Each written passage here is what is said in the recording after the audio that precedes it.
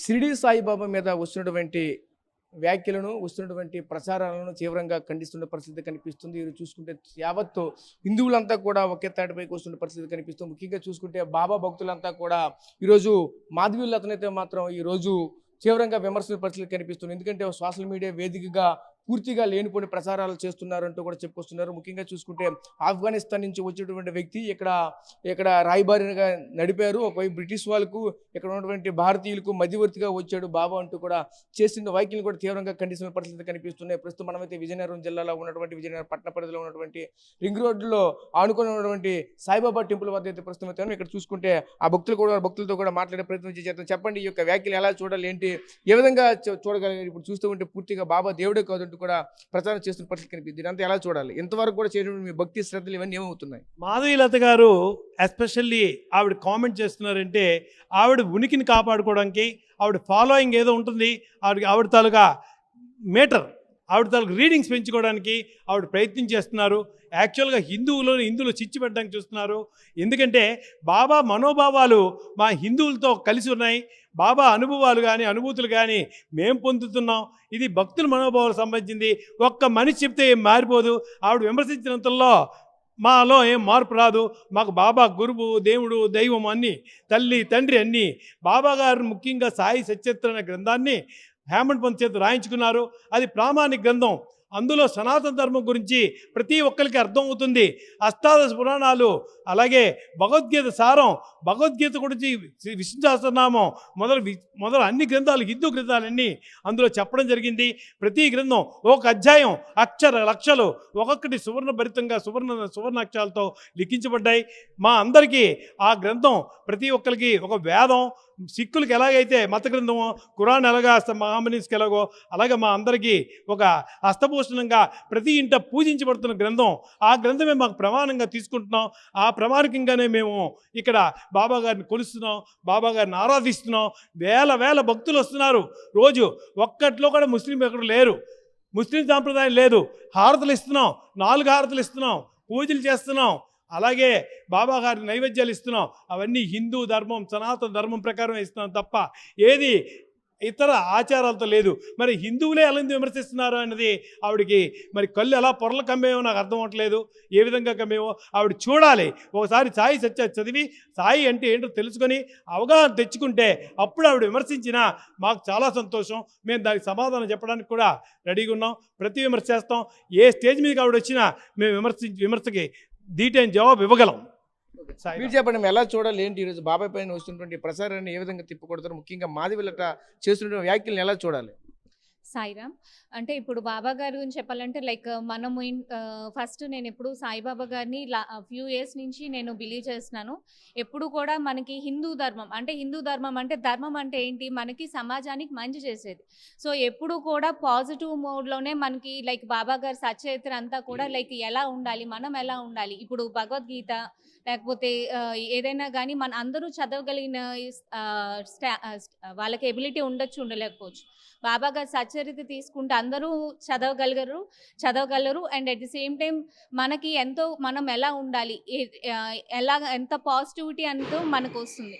బాబా గారికి స్పెషల్గా లైక్ అంటే బాబా గారు అనేటప్పటికీ మనకి గురు చేతుల్లో మనం చూసుకున్న బాబా గారి గురించి స్పెసిఫై చేసి ఉంటుంది. ఇప్పుడు బాబా గారు గురించి ఎవరో విమర్శించారు అంటే నేను అనుకోవడం మన హిందువుల్లోనే ఒకరికొకరికి లైక్ డిస్టర్బెన్సెస్ క్రియేట్ చేయడానికి వీళ్ళందరూ ఇలా చేస్తున్నారని నేను అనుకుంటున్నాను. అంటే మనకున్న స్ట్రెంగ్త్ని, మనకి హిందువుల్లో ఉండే స్ట్రెంగ్త్ని కొంచెం మనం తగ్గించడానికి కొంతమంది ఏదో విమర్శలు ఇలా చేస్తున్నారని నేను భావిస్తున్నాను. అంటే మాధవీలత అనే వ్యక్తి ఈ విధంగా చెప్తూ ఉంటే ఆఫ్ఘనిస్తాన్ నుంచి వచ్చారని, ఇక్కడ బ్రిటిష్ వాళ్ళకి ఇక్కడ భారతీయులకి మధ్యవర్తిగా వచ్చారని, ఇక్కడ వాళ్ళకి వీళ్ళకి మధ్య రాయబారం నడిపారని ఒకవైపు చెప్తున్నారు. దీన్ని ఎలా చూడాలి? అసలు పూర్తి దేవుడే కాదు అంటున్నారు. అంటే ఏదైనా వాళ్ళు ఒకసారి బాబా గారి గురించి వాళ్ళు తెలుసుకుని సచ్చరిత్ర అది చదివితే వాళ్ళకి ఏదైనా తెలుస్తుందండి. ఏమీ లేకుండా లైక్ ఏదో ఒక కమెంట్ ఇవ్వడం అని కాకుండా వచ్చి బాబా గారి గురించి ఒకసారి తెలుసుకోమనండి. వచ్చారు మంచిదే, మన హిందూ సాంప్రదాయాలు కూడా ఒకసారి చూసి, అలాగే బాబా గారికి జరిగే పూజలు అన్నీ కూడా according to the Hindu customs అన్నీ కూడా జరుగుతున్నాయి. సో అక్కడ వాళ్ళు విమర్శించడానికి ఏమీ లేదు అక్కడ. సో వాళ్ళు ముందు వచ్చి అన్నీ చూసి అప్పుడు మాట్లాడితే బాగుంటుంది అనిపిస్తుంది. మీరు చెప్పండి, మీరు కూడా గోవిందమాలలో ఉన్నారు, బాబాను కంటిన్యూగా కొలుస్తున్న పరిస్థితి కనిపిస్తూ ఉన్నాయి.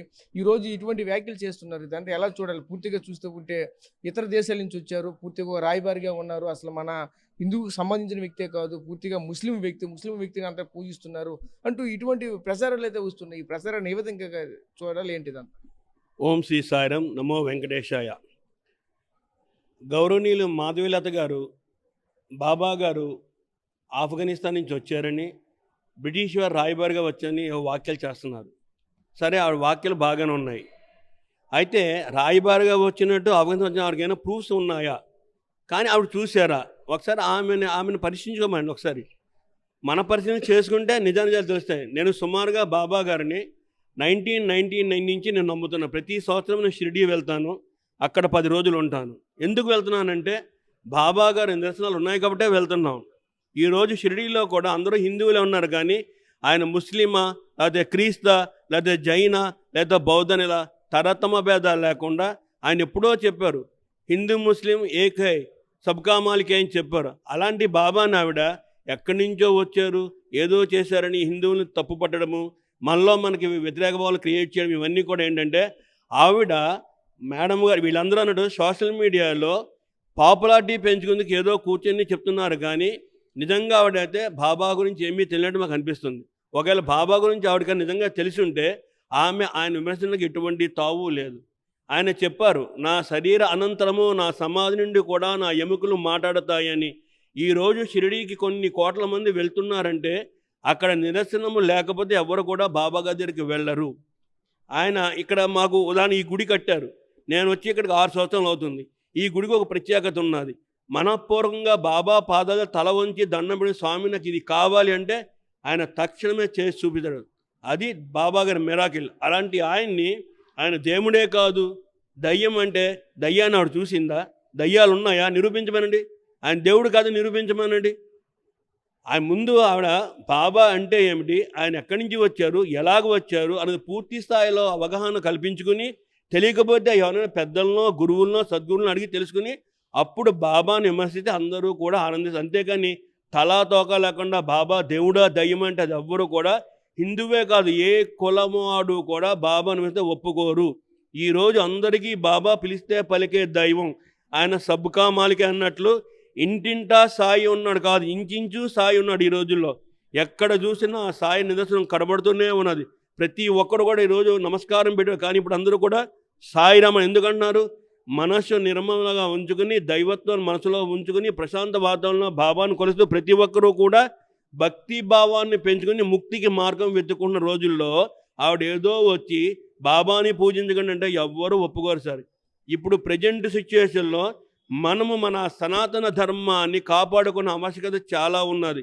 ఎవరో ఏదో వచ్చారు కూర్చారని చెప్పి మన ధర్మాలు వీధిలో పెట్టుకుని మనం కించపరుచుకునే రోజులు ఉండకుండా ఇలాంటి వాళ్ళని పక్కకు పెట్టి మన సాంప్రదాయాల్ని, మన కట్టుబాట్లని మన కాపాడాల్సిన ఆవశ్యకత ఎంతైనా ఉందని నేను మీకు ఈ సమస్య ద్వారా తెలుపుతున్నాను. సో చూసాం కదా, ఇక్కడ ఉన్నటువంటి బాబా భక్తులంతా కూడా ఒక రకంగా చెప్పడం ఆవేదన వ్యక్తం చేస్తున్న పరిస్థితులు కనిపించింది. ఎందుకంటే బాబా దేవుడే కాదు అంటుంటే ఎలా అంటారు, మీకు ఏదైనా నిదర్శనం ఉందంటూ కూడా గట్టిగా మాట్లాడుతూ చెప్పుకొస్తున్న పరిస్థితులు అయితే కనిపిస్తున్నాయి. రోజుకి 4 పూటలు అయితే హారతులు అయితే ఇస్తాము. ఇక్కడ ఉన్నటువంటి సాంప్రదాయాలు అన్నీ కూడా హిందూ సాంప్రదాయబద్ధంగానే, సనాతన ధర్మబద్ధంగానే ప్రతిదీ కూడా జరుగుతూ ఉంటాయి అంటున్నారు. ఏదైనా సరే మీ దగ్గర ప్రూఫ్స్ ఉన్నాయంటూ కూడా మరొక వైపు అయితే ఎవరైతే విమర్శించే వాళ్ళని కూడా అడుగుతున్నారు. ముఖ్యంగా మాధవీలత చేసినటువంటి వ్యాఖ్యలను అయితే మాత్రం తిప్పికొడుతున్న పరిస్థితి కనిపిస్తూ ఉన్నాయి. ప్రస్తుతం ఇది విజయనగరంలో ఉన్నటువంటి బాబా భక్తుల యొక్క మనోవేదన. కెమెరా పర్సన్ నాయుడుతో రాజేష్, RTV విజయనగరం నుంచి. Local to global news at your finger tips. మీ చేతిలో ఒక ఆయుధం.